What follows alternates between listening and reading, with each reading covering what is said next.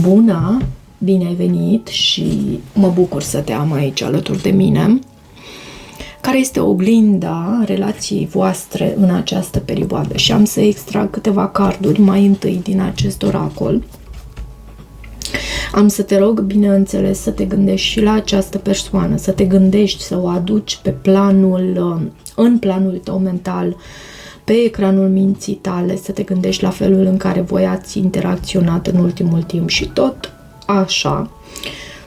Poți să îi rostești și numele și vreau să extrag din acest oracol un mesaj pentru tine și un mesaj pentru el, care să răspundă la întrebarea cine ești tu în această conexiune, în această perioadă și cine este el în această perioadă. Foarte frumos avem,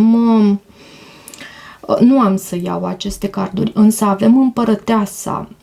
Cred că te reprezintă pe tine, reprezintă creșterea, reprezintă stabilitatea. Am văzut și prosperitatea în planul acesta material și financiar pentru amândoi. Hai să vedem cine ești tu. Cine ești tu în această conexiune? Asul de spade, succes, triumf, comunicare autentică, comunici cu multă autenticitate și mult adevăr. Cuvântul la tine este unul, poate să fie și unul tăios, însă odată ce se stabilește acea legătură de comunicare între voi,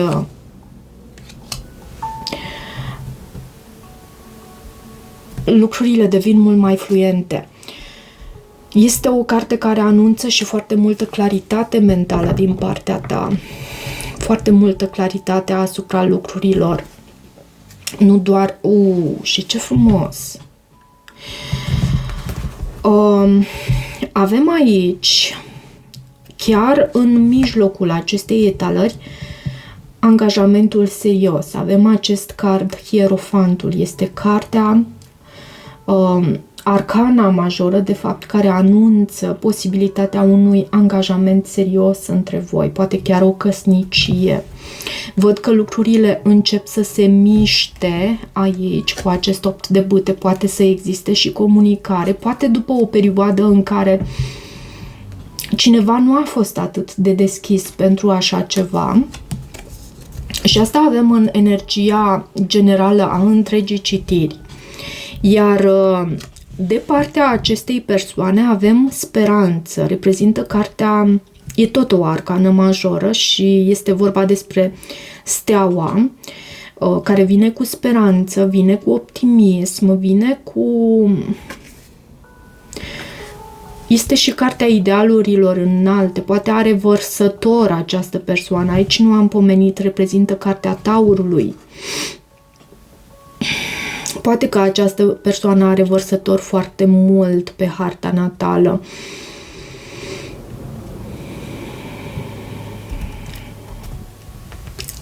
Cine este această persoană în această conexiune, în această perioadă? Este o persoană care poate să vină cu vindecare, dar poate că se ajunge și destul de greu la dânsa. Iar elementul aer este subliniat atât la tine cât și la această persoană. Aici avem arcana majoră, steaua reprezintă vărsătorul și vărsătorul este un semn de aer. Aici avem asul de spade. Iarăși reprezintă un semn de aer. Hai să vedem în gânduri, sentimente, acțiuni, ce avem atât pentru tine cât și pentru cealaltă persoană. Și vom corela, vom ține cont de cele două energii de aici. Uneori acest as de spade, nu am pomenit de data asta, dar uneori asul de spade vorbește și despre a ridica spada și a spune punct, a pune punct la ceva anume. Poate fi și astfel? Hai să vedem totuși. Doiul de bâte vorbește despre o răscruce de drumuri, o alegere de făcut. Regele de cupe poate ai de a face cu un semn de apă, un rac, un scorpion, un pești. Este acel rege foarte matur din punct de vedere emoțional.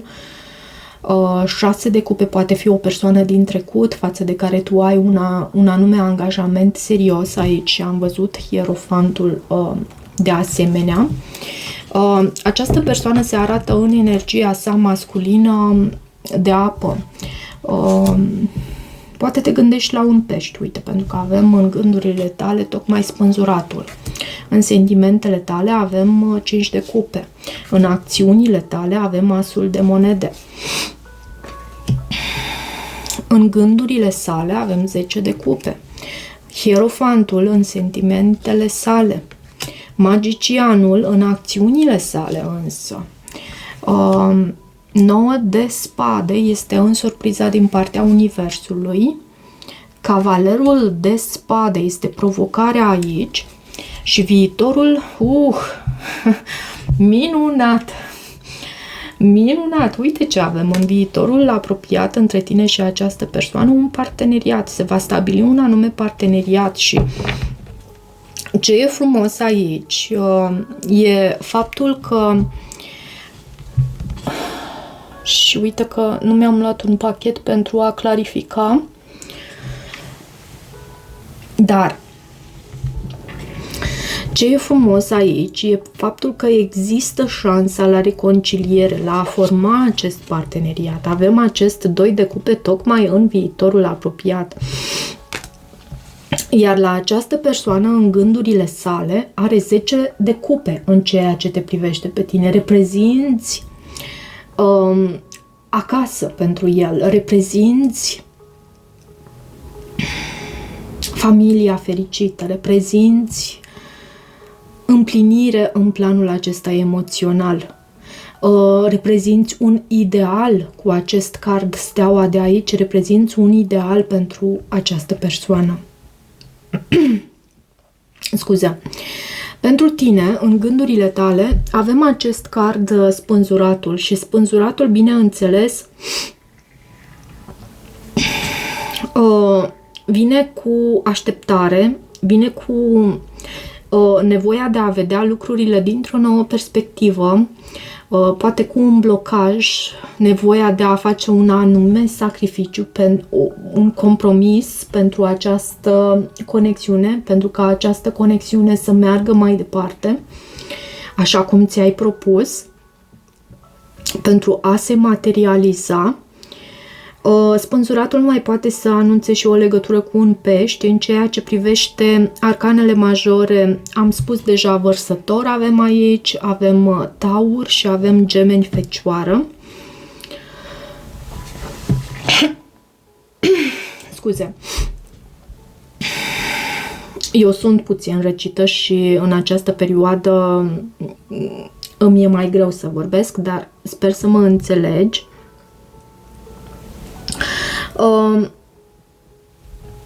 Tu reprezinți acest nucleu familial, această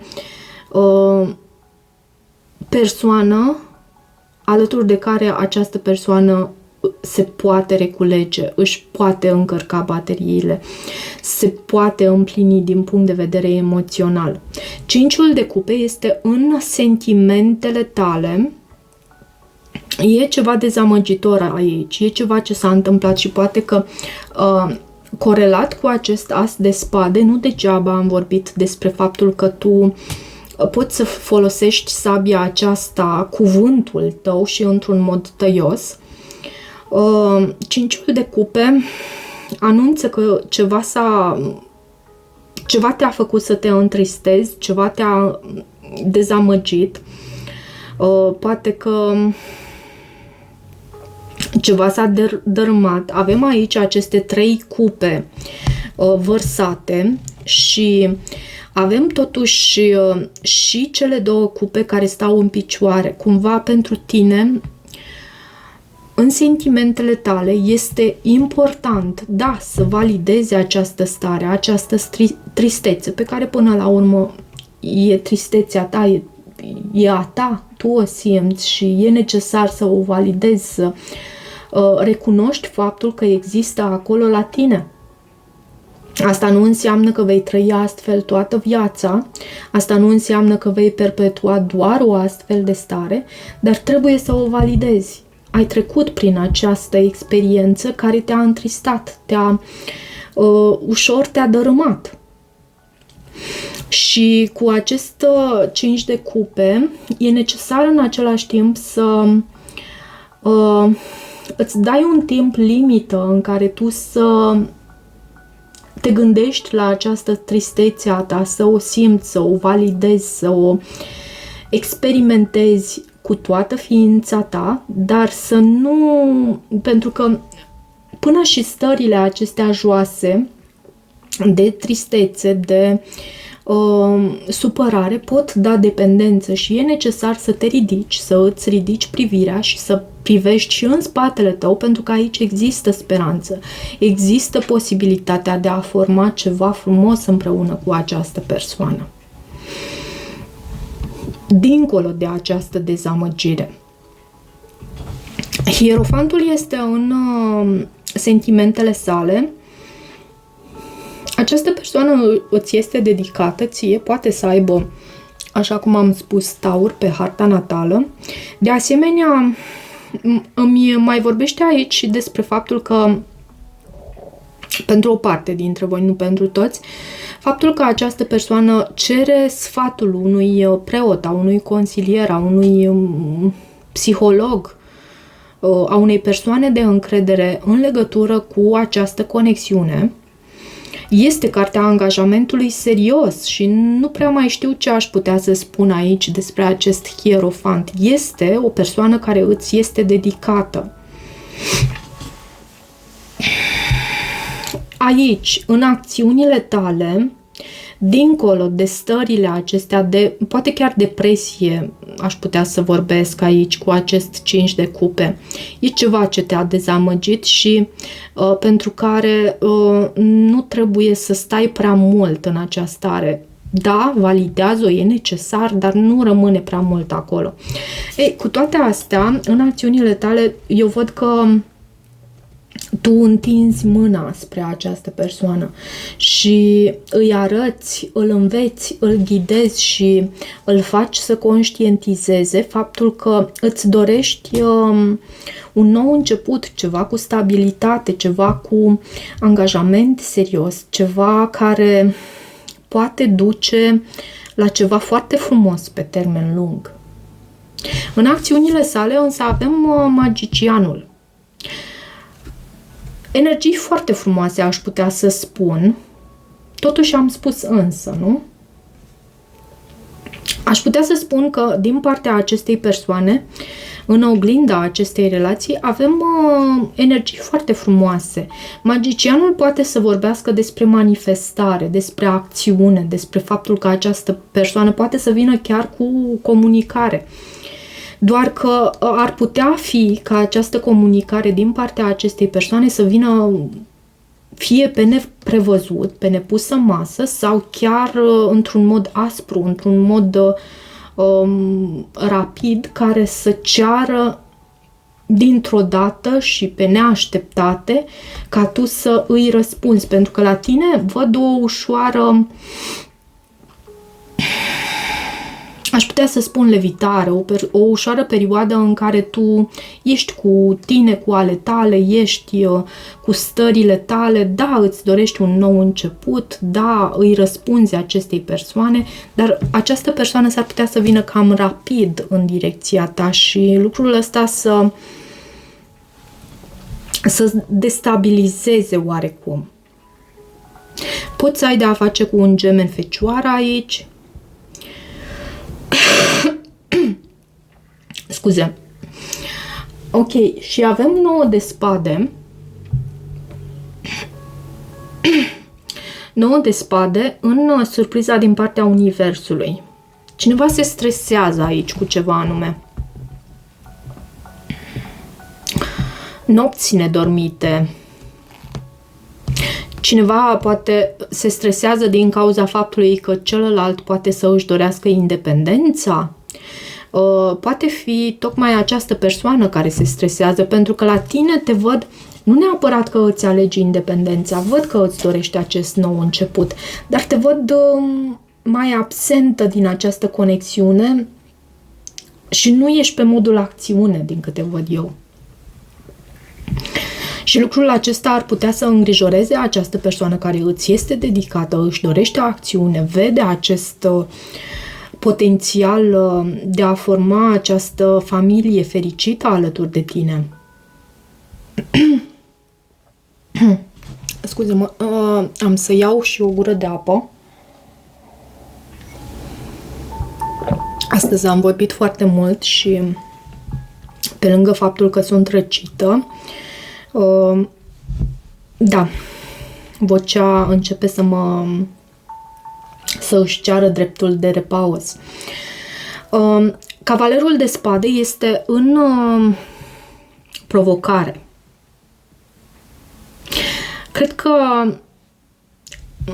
aici e vorba de rapiditate, de faptul că această persoană vine cu acțiune și își dorește un răspuns acum, dar acum. Și acest cavaler de spade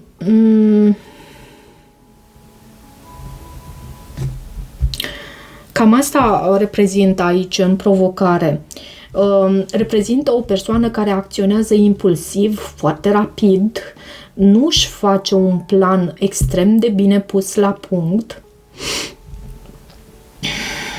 Și cu toate astea, avem acest frumos 2 de cupe pe care să știi că am să vreau să îl clarific pentru că nu mai știu ce aș putea să spun despre el. 2-ul de cupe este deja recunoscut ca și cartea sufletelor pereche, cartea acestui parteneriat între cei doi care primește și binecuvântarea din partea divinității. Avem caduceul, parcă așa se spune, nu? Aici, între cei doi. De ce acest 2 de cupe? Ce urmează între tine și această persoană? De ce acest 2 de cupe?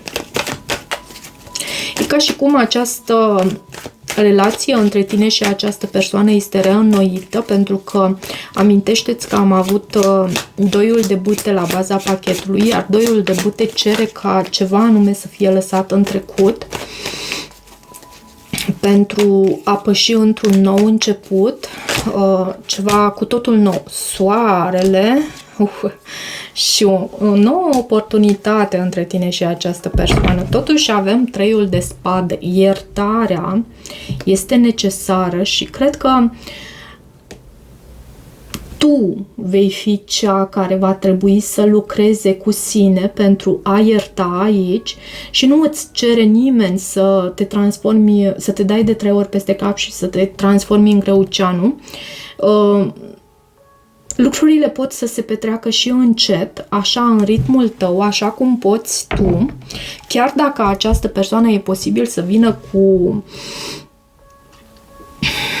dorința asta de a fi împreună cu tine, să vină cu acțiune și foarte rapid în direcția ta, lucru pe care tu nu cred că îl vei aprecia foarte mult. Văd în viitorul apropiat cele 2 cărți. Soarele, cartea cea mai pozitivă din tarot. Galbenul acesta care aduce pentru unii poate chiar o sarcină, pentru că văd acest copil pe acest căluț aici. Pozitivism, optimism, bucurie. Poate ai de a face cu un leu. Pajul de monede, acest card care anunță iarăși o oportunitate și este o oportunitate stabilă, o oportunitate pe care te poți baza aici cu acest paj de monede. E ceva prețios. Poate anunța și comunicarea acest paj de monede. Ce cărți frumoase! Cred că am să mai repet acest stil de a citi cărțile pentru că nu aduce haos, e mai molcom așa și mai liniștit. Probabil am ales astfel această modalitate de a citi tocmai pentru că E ultima citire de astăzi și vocea mea începuse să mă lase ușor și am zis să o iau astfel. Să mă anunțați dacă rezonați, bineînțeles, și dacă rezonați de asemenea, nu uitați să vă abonați canalului, să mai treceți pe aici, să-mi lăsați o apreciere și un feedback. Puteți să deveniți și membri ai acestui canal dacă vă doriți acest lucru. Pentru citiri private găsiți de asemenea detalii în descrierea videoclipului. Eu vă mulțumesc și toate bune!